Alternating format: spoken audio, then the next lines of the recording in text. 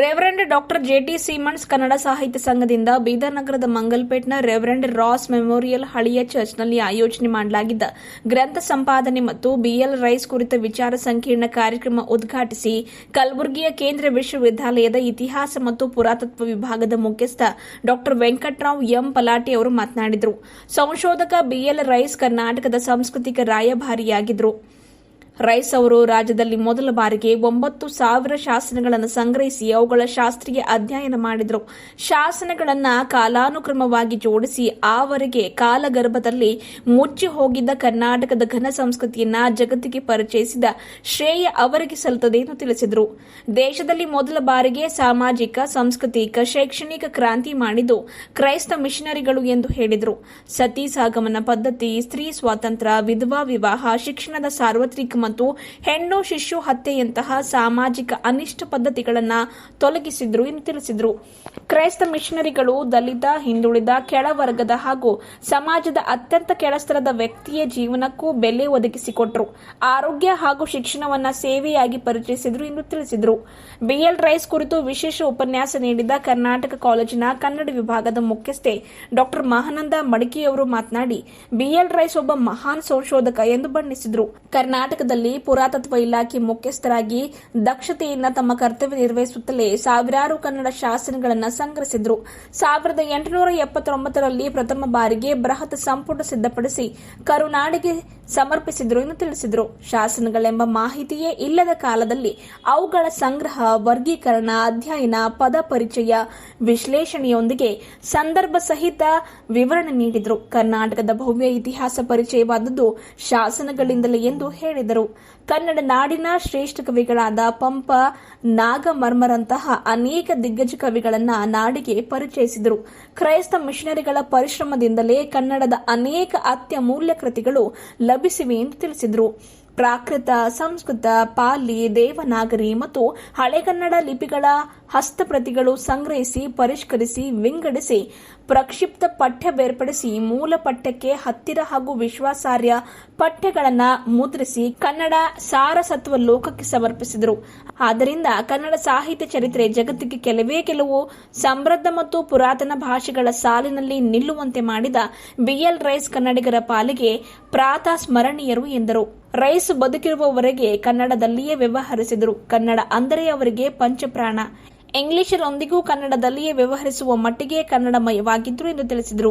ದಿವ್ಯ ಸಾನ್ನಿಧ್ಯ ವಹಿಸಿದ ಮೆಥೋಡಿಸ್ಟ್ ಕೇಂದ್ರ ಸಭೆಯ ಜಿಲ್ಲಾ ಮೇಲ್ವಿಚಾರಕ ರೆವರೆಂಡ್ ಡಿಸೋಜಾ ಥಾಮಸ್ ಅವರು ಕ್ರೈಸ್ತ ಮಿಷನರಿಗಳು ಕ್ರೈಸ್ತ ಧರ್ಮಕ್ಕೆ ನೀಡಿದ ಕೊಡುಗೆಗಿಂತಲೂ ಹೆಚ್ಚು ಕರುನಾಡಿಗೆ, ಕನ್ನಡ ಭಾಷೆಗೆ ಮತ್ತು ಸಾಹಿತ್ಯಕ್ಕೆ ನೀಡಿದ್ದಾರೆ ಎಂದು ನೆನೆದರು. ಸಮಾಜದ ಕಟ್ಟ ಕಡೆಯ ವ್ಯಕ್ತಿಗೂ ಸುಶಿಕ್ತನಾಗುವ, ಸುಸಂಸ್ಕೃತ, ಗೌರವಯುತ ಬದುಕು ಕಟ್ಟಿಕೊಳ್ಳುವ ಶಕ್ತಿ, ಸಾಮರ್ಥ್ಯ ತುಂಬಿದವರೇ ಕ್ರೈಸ್ತ ಮಿಷನರಿಗಳು ಎಂದು ತಿಳಿಸಿದರು. ಸಂಘದ ಅಧ್ಯಕ್ಷ ಬಿಕೆ ಸುಂದರರಾಜ್ ಅಧ್ಯಕ್ಷತೆ ವಹಿಸಿದರು. Reverend B Jai, reverend Simon Mark, reverend Babu pastor ಇದ್ದರು. ಶರಣಪ್ಪ ಸಿಂಗಾರೆ ಸ್ವಾಗತಿಸಿದರೆ ಟಿಎಂ ಮಚ್ಚೆ ಪ್ರಾಸ್ತಾವಿಕವಾಗಿ ಮಾತನಾಡಿದರು. ಪ್ರೊಫೆಸರ್ ಸುನೀಲ್ ಕುಮಾರ್ ಮಾಳ್ಗೆ ನಿರೂಪಣೆ ಮಾಡಿದರೆ ಶಿರೋಮಣಿ ತಾರಿ ವಂದಿಸಿದರು. ಕ್ರೈಸ್ತ ಮಿಷನರಿಗಳು ಕೊಟ್ಟಿರ್ತಕ್ಕಂಥ ಕೊಡುಗೆ ಕುರಿತು ಕನ್ನಡ ಸಾಹಿತ್ಯ ಚರಿತ್ರೆಯಲ್ಲಿ ಗ್ರಂಥ ಸಂಪಾದನೆ ಬಹಳ ಮುಖ್ಯವಾಗಿರ್ತಕ್ಕಂತಹ ಒಂದು ಕಾಲಘಟ್ಟ. ಓಲೆಗಳನ್ನು, ತಾಡೋಲೆಗಳನ್ನು ಮತ್ತು ಇತರ ಕೈಬರಹಗಳನ್ನು ಒಂದು ಕಡೆ ಸೇರಿಸಿ ಅವುಗಳನ್ನು ಪ್ರಿಂಟ್ ಮಾಡ್ತಕ್ಕಂಥ ಕೆಲಸದಿಂದಲೇ ಮಿಷನರಿಗಳ ಪುಸ್ತಕದ ಕೆಲಸ ಆರಂಭ ಆಗ್ತದೆ.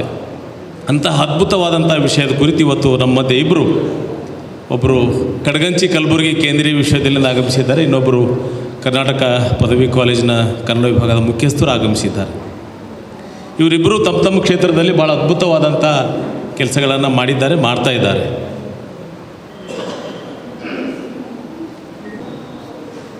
ಅರವತ್ತೆಂಟು ಅಂತಾರಾಷ್ಟ್ರೀಯ ಮಟ್ಟದ ಪ್ರಬಂಧ ಲೇಖನಗಳನ್ನು ಬರೆದು ಪ್ರಕಟಿಸಿ ಈಗಾಗಲೇ ಖ್ಯಾತಿ ಹೊತ್ತಿದ್ದಾರೆ.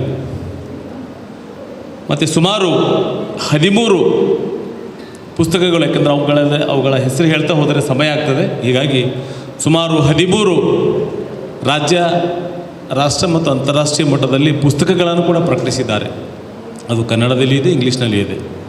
ಅಂತಹ ಅದ್ಭುತ ವಿದ್ವಾಂಸರು ಇವತ್ತು ನಮ್ಮ ಮಧ್ಯೆ ಇರ್ತಕ್ಕಂಥದ್ದು ನಮ್ಮೆಲ್ಲರಿಗೆ ಭಾಳ ಹೆಮ್ಮೆಯ ಸಂಗತಿ. ಅವರು MA MA, B.Ed, MPhil, PhD ಎರಡೆರಡು, ಹೀಗಾಗಿ 5-6 ಪದವಿಗಳನ್ನು ಪಡ್ಕೊಂಡು ತಮ್ಮ ಸೇವೆಯನ್ನು ಮಕ್ಕಳಿಗೆ ಕೊಡ್ತಾ ಇದ್ದಾರೆ. ಅಂಥವರು ನಮ್ಮ ಮಧ್ಯೆ ಬಂದು ನಮ್ಮ ಕಾರ್ಯಕ್ರಮದಲ್ಲಿ ಭಾಗವಹಿಸಿ ಅವರ ಅನುಭವವನ್ನು ನಮ್ಮೊಂದಿಗೆ ಹಂಚಿಕೊಳ್ಳಿಕ್ಕೆ ಆಗಮಿಸಿದ್ದಕ್ಕಾಗಿ ನಾನು ಭಾಳ ಹರ್ಷವನ್ನು ವ್ಯಕ್ತಪಡಿಸ್ತಾ, ಅಂತಹ ವಿದ್ವಾಂಸರು ನಮ್ಮ ಮಧ್ಯೆ ಇರ್ತಕ್ಕಂಥದ್ದು ನಮ್ಮೆಲ್ಲರಿಗೂ ಸೌಭಾಗ್ಯದ ವಿಷಯ ಅಂತ ಹೇಳ್ತಾ ಮುಂದುವರೆದು ಮಾನಂದ ಮಡಿಕೆ ಮೇಡಮ್ ಅವರು, ನಿಮಗೆಲ್ಲ ಗೊತ್ತು, ಬೀದರ್ನವರೇ, ಕರ್ನಾಟಕ ಪದವಿ ಕಾಲೇಜಿನಲ್ಲಿ ಕನ್ನಡ ವಿಭಾಗದಲ್ಲಿ ಮುಖ್ಯಸ್ಥರಾಗಿ ಕೆಲಸ ಮಾಡ್ತಾಯಿದ್ದಾರೆ. ಅವರು MA, MPhil, PhD ಪದವಿಗಳನ್ನು ಪಡೆದು ಸುಮಾರು 40-50 ಪ್ರಬಂಧಗಳನ್ನು ರಾಷ್ಟ್ರ ಮತ್ತು ಅಂತಾರಾಷ್ಟ್ರೀಯ ಮಟ್ಟದ ವಿವಿಧ, ನಿಮಗೆಲ್ಲ ಗೊತ್ತಿರ್ತದವ, ಅಲ್ಲೆಲ್ಲ ಸೆಮಿನಾರ್ಸ್ ನಡೀತಾ ಇರ್ತವ, ಪೇಪರ್ ಪ್ರೆಸೆಂಟೇಷನ್ ಮಾಡಬೇಕಾಗಿರ್ತದೆ ಅವರು ವಿಶ್ವವಿದ್ಯಾಲಯ ಮಟ್ಟದಲ್ಲಿ. ಅಂಥದ್ರಲ್ಲಿ ಸುಮಾರು 40-50 ಪೇಪರ್ಗಳನ್ನು ಪ್ರೆಸೆಂಟ್ ಮಾಡಿದ್ದಾರೆ. ಅವು ಪ್ರಿಂಟ್ ಆಗಿವೆ. ಮತ್ತು ಸುಮಾರು 10-15 ಪುಸ್ತಕಗಳು ಸಹ ಅವರು ಕನ್ನಡದಲ್ಲಿ ಬರೆದು ಈಗಾಗಲೇ ಪ್ರಿಂಟ್ ಮಾಡಿದ್ದಾರೆ. ಮತ್ತು ಒಳ್ಳೆಯ ವಾಗ್ಮಿಗಳು, ಕವಿಗಳು, ಉತ್ತಮವಾದಂಥ ಸಾಹಿತಿಗಳು ಅಂಥವರು ನಮ್ಮ ಮಧ್ಯೆ ಬಂದಿರತಕ್ಕಂಥದ್ದು ನಮಗೆ ಭಾಳ ಹೆಮ್ಮೆಯ ಸಂಗತಿ ಅಂತ ಹೇಳ್ತಾ, 25 ಅಂದರೆ ಇದುವರೆಗೆ ಮಾತಾಡಿರ್ತಕ್ಕಂಥ ಎಲ್ಲ ಲೇಖಕರಿಂದ ಲೇಖನಗಳನ್ನು ತರಿಸ್ಕೊಂಡು ಭಾಳ ಅಮೂಲ್ಯವಾದಂಥ ಭಾಳ ಉಪಯುಕ್ತವಾದಂಥ ಲೇಖನಗಳಿವೆ. ಭಾಳ ದೊಡ್ಡ ದೊಡ್ಡ ಪಂಡಿತರು ಬಂದು ನಮ್ಮ ಮಧ್ಯೆ ಮಾತಾಡಿ ಹೋಗಿದ್ದಾರೆ. ಅಂತಹ ಎಲ್ಲ ಲೇಖನಗಳನ್ನು ಒಂದು ಕಡೆ ಸೇರಿಸಿ ಅವುಗಳನ್ನು ಪುಸ್ತಕ ರೂಪದಲ್ಲಿ ಪ್ರಕಟಿಸಿ ಇದೇ ವೇದಿಕೆ ಮೇಲೆ ಅದನ್ನು ಬಿಡುಗಡೆ ಮಾಡಿ ತಮ್ಮೆಲ್ಲರ ಕೈಗೆ ಉಚಿತವಾಗಿ ಕೊಡ್ತಕ್ಕಂಥ ಒಂದು ಒಳ್ಳೆಯ ಯೋಜನೆ ಹಾಕಿಕೊಂಡಿದ್ದೇವೆ.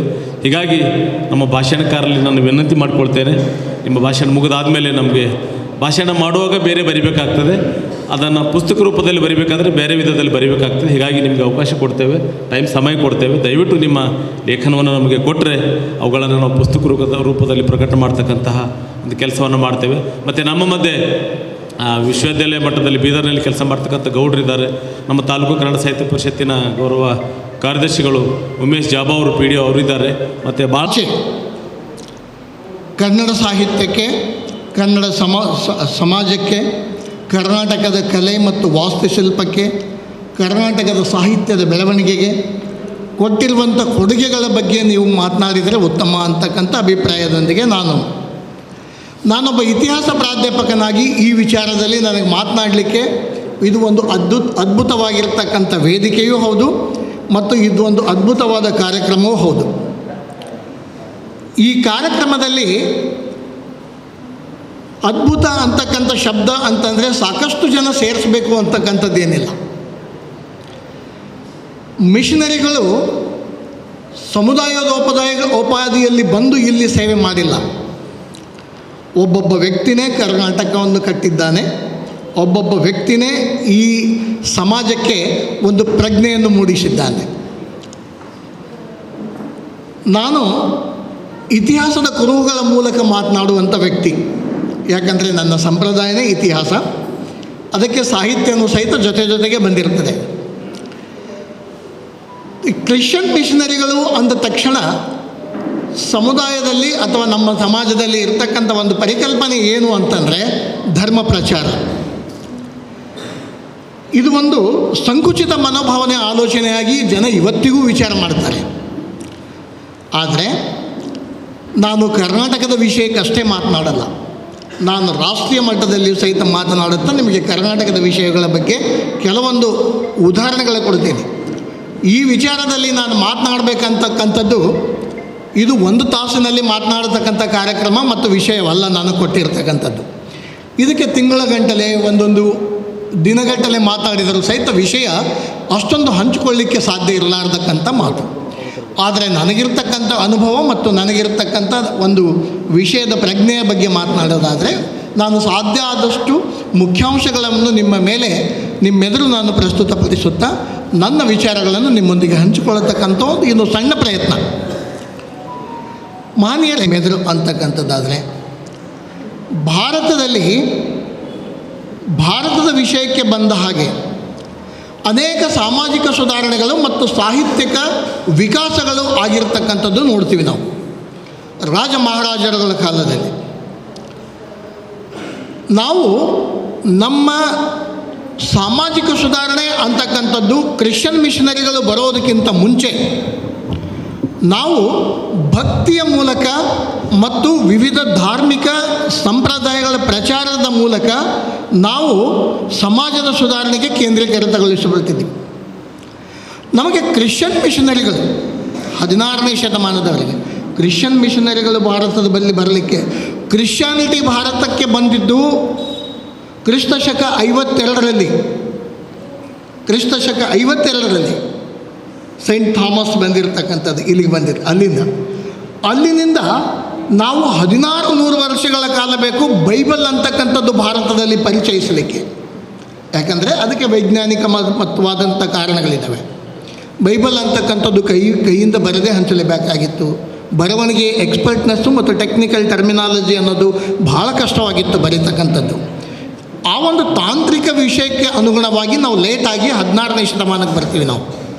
ಆದರೆ ವಿಷಯಕ್ಕೆ ಬರುವುದಾದರೆ ಇಲ್ಲಿ ಒಂದು ಕಡೆ ಕ್ರೈಸ್ತ ಮಿಷನರಿಗಳು ಕರ್ನಾಟಕ ಮತ್ತು ಭಾರತಕ್ಕೆ ಆಗಮನ, ಅದ್ರ ಜೊತೆಗೆ ಅವರು ಮಾಡಿದಂತಹ ಕಾರ್ಯಗಳು ಮುಂದುವರೆದು ಅಲ್ಲಿ ಶಾಸನಗಳ ಸಂಪಾದನೆ, ಗ್ರಂಥ ಸಂಪಾದನೆ, ಹಸ್ತಪ್ರತಿಗಳ ಒಂದು ಸಂಗ್ರಹ ಕಾರ್ಯ, ಇವೆಲ್ಲದರ ಮಧ್ಯೆ ಅನೇಕ ಕ್ರೈಸ್ತ ಮಿಷನರಿಗಳು ಯಾವ ರೀತಿಯಾಗಿ ಈ ಸಂಪಾದನಾ ಕಾರ್ಯವನ್ನು ಕೈಗೊಂಡರು ಅಂತ ಅನ್ನೋದು.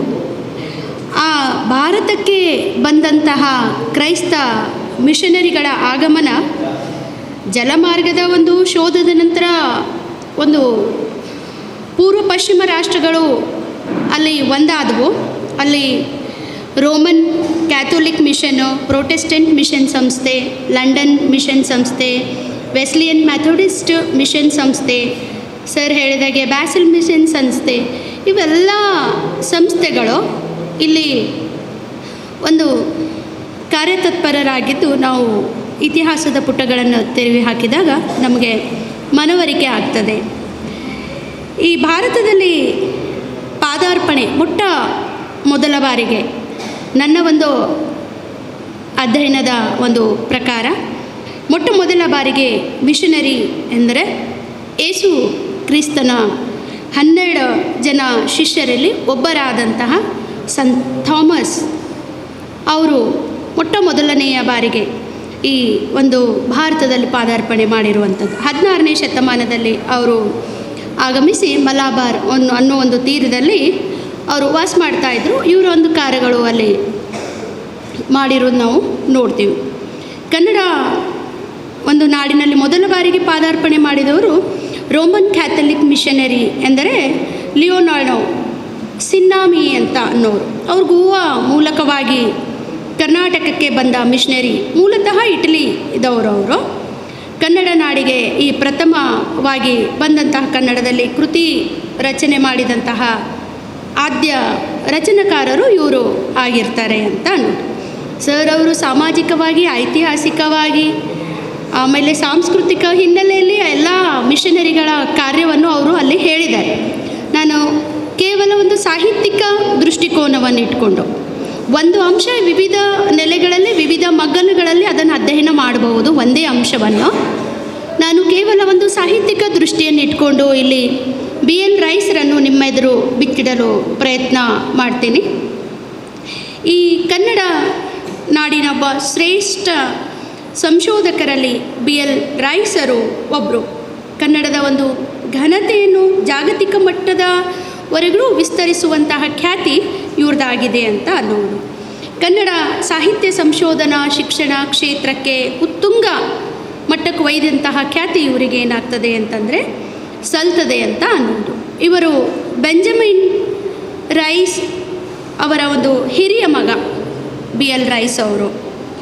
ಈ ಒಂದು ಜನಮಾನಸದಲ್ಲಿ ಇಂದು ಅವರು ಬೆಂಜಮಿನ್ ಲೂಯಿ ರೈಸ್ ಅಂತ ಇದ್ರೂ ಎಲ್ಲ ಸಾಮಾನ್ಯವಾಗಿ ಅವರನ್ನು ನಾವು BL ರೈಸ್ ಎಂದೇ ಅವರನ್ನು ನಾವು ಗುರುತಿಸ್ತೀವಿ ಅಂತ. ಬೆಂಜಮಿನ್ ರೈಸರ ಒಂದು ಜೀವನ ತುಂಬ ಸರಳ ಮತ್ತು ಆದರ್ಶವಾಗಿರುವಂತಹ ಒಂದು ಜೀವನ. ಲಂಡನ್ನಲ್ಲಿ ಜನಿಸಿ ವಿದ್ಯಾಭ್ಯಾಸವನ್ನು ಪಡೆದು ಅವರ ತಂದೆ ಮಿಷನರಿ ಆಗಿ ಸೇವೆಯನ್ನು ಸಲ್ಲಿಸಿದರು. ಇವರ ಮೂಲಕ ನಾನಿವತ್ತು ಭಾಳ ಭಾಳ ಭಾಳ ಒಳ್ಳೆ ಡೆಪ್ತಾಗಿ ಒಳ್ಳೆ ಅರ್ಥಗರ್ಭಿತವಾದಂಥ ಒಂದು ಮಾತುಗಳು ಅವರಿಂದ ಇವತ್ತು ದೇವರು ಕೇಳಿಸಿಕೊಳ್ಳಲು ಸಹಾಯ ಮಾಡಿದ್ದಾನೆ. ಅದಕ್ಕಾಗಿ ಇಲ್ಲಿಂದ ನಾವೆಲ್ಲರಿಗೂ ನಮ್ಮ JT ಸೀಮೆಂಟ್ಸ್ ರೆವರೆಂಡ್ JT ಸೀಮೆಂಟ್ಸ್ ಸಾಹಿತ್ಯ ಒಂದು ಸಂಘದ ವತಿಯಿಂದ ಅವರಿಗೆ ಹೃದಯಪೂರ್ವಕವಾಗಿ ಇಬ್ಬರನ್ನು ನಾವು ವಂದನೆಗಳನ್ನು ಸಲ್ಲಿಸ್ತೇನೆ. Thank you madam and sir. Madam ಅಂತೂ ಸ್ಕ್ರಿಪ್ಟ್ ಇತ್ತು ಮೇಡಮ್ನ ಹತ್ರ, ಅದು ನೋಡಿದೆವು. ಆದರೆ ಸರ್ ಹತ್ರ ಹೆಂಗೆ ಹೇಳ್ತಾ ಇದ್ದಾರೆ ಅಂದರೆ ಒಂದೊಂದು ಡೇಟು ಮತ್ತು ಅದರ ಇಸ್ವಿ ಎಲ್ಲ ಪ್ರತಿ ಒಂದು ಹೇಳ್ತಾ ಇದ್ದಾರೆ. ಅಂದರೆ ಇದು ಅದ್ಭುತ ಜ್ಞಾನ ದೇವರು ಅವ್ರಿಗೆ ಕೊಟ್ಟಿದ್ದಾರೆ. ಗುರುಗಳು ಶಿಷ್ಯ ಗುರು